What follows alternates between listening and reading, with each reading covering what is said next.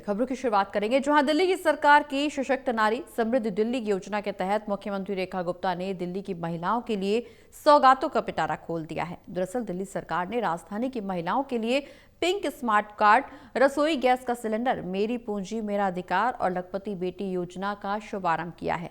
लेकिन विपक्ष को दिल्ली सरकार की ये योजनाएं चुनावी घोषणाएं लग रही हैं। विपक्ष दिल्ली सरकार का ध्यान दिल्ली की जमीनी समस्याओं की ओर खींचना चाह रहा है।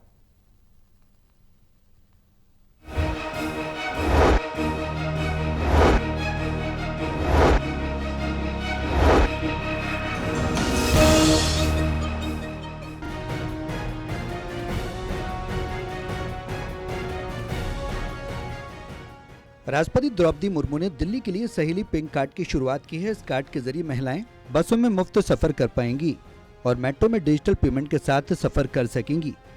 होली पर दिल्ली के करीब 15,48,000 राशन धारकों को मुफ्त गैस सिलेंडर दिया गया है। परिवार के मुखिया के बैंक अकाउंट में डीबीटी के माध्यम से पैसे क्रेडिट होंगे। इस मौके पर राष्ट्रपति द्रौपदी मुर्मू ने कहा कि महिलाओं को सशक्त बनाकर ही देश को प्रगति के रास्ते पर ले जाया जा सकता है। उन्होंने कहा कि सशक्त महिलाएं देश के विकास में अपना महत्वपूर्ण योगदान दे सकती हैं।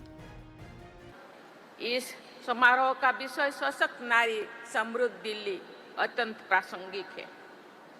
मुझे खुशी है इस अवसर पर मेरी पूंजी मेरी अधिकार, सहेली पिंक स्मार्ट कार्ड और दिल्ली लखपति बेटियां जैसे नारी सशक्तिकरण से जुड़े कार्यक्रम की शुरुआत हो रही है। इसको लोकार्पण करने के लिए माननीय मुख्यमंत्री रेखा गुप्ता जी मुझे चुने, इसीलिए मैं उसको बहुत बहुत धन्यवाद देना चाहती हूँ। सीएम रेखा गुप्ता ने कहा कि ये जिंदगी के 3 पहलुओं को छूने की कोशिश है: एजुकेशन, मोबिलिटी और घरेलू एम्पावरमेंट। मैं दिल्ली की बेटियों को बधाई देती हूँ।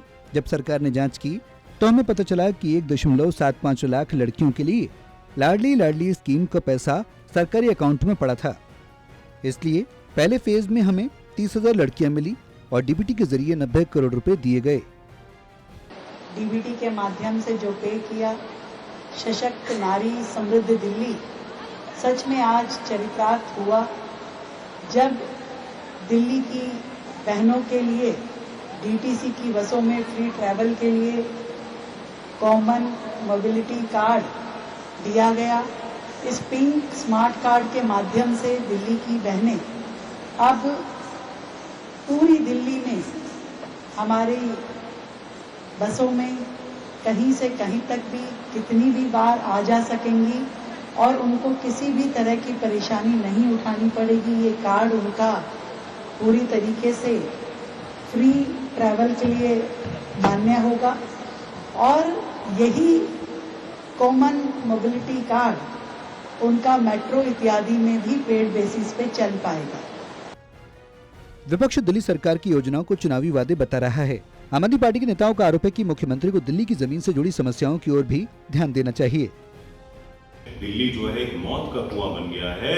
रेखा सरकार इस पे तो काम नहीं कर रही है।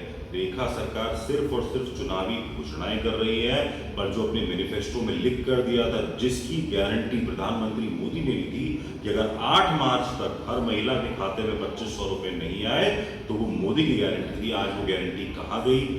होली दिवाली चली गई है। कांग्रेस ने दिल्ली सरकार की योजनाओं को पिछली सरकार की देन करार दिया और आरोप लगाया कि योजना शीला सरकार के समय में शुरू की गई थी। ये तो हमारी पिछली सरकारों की योजनाएं थी जिनको आज इन्होंने फिर से नाम बदल करके किया है। लाडली योजना जो कांग्रेस के सरकार में जो बच्चियों के नाम उनकी एफडीआं कराई गई थी, जो 20 साल बाद उनको मिलने थे, आज वो 30,000 बच्चों को उनको एफडीआं का आपने पैसा दिया, तो उसमें आपने क्या किया है? कम से कम इतनी तो कर्टसी होती कि एक बार कांग्रेस की सरकार का नाम ले लेते, शीला जी का नाम ले लेते कि उनके द्वारा ये पैसा जमा कराया गया था जो आज आपको मिला है। आपने तो अपने जो चुनाव के समय वायदे किए थे उनमें से तो कोई भी पूरा नहीं किया। कहने का मतलब साफ है कि दिल्ली सरकार ने भले ही सशक्त नारी समृद्धि दिल्ली के तहत महिलाओं के सशक्तिकरण के लिए योजनाओं का आगाज किया हो, लेकिन विपक्ष की निगाह में ये नए लिफाफे में पुरानी योजनाएं ही हैं। Delhi bureau, total TV.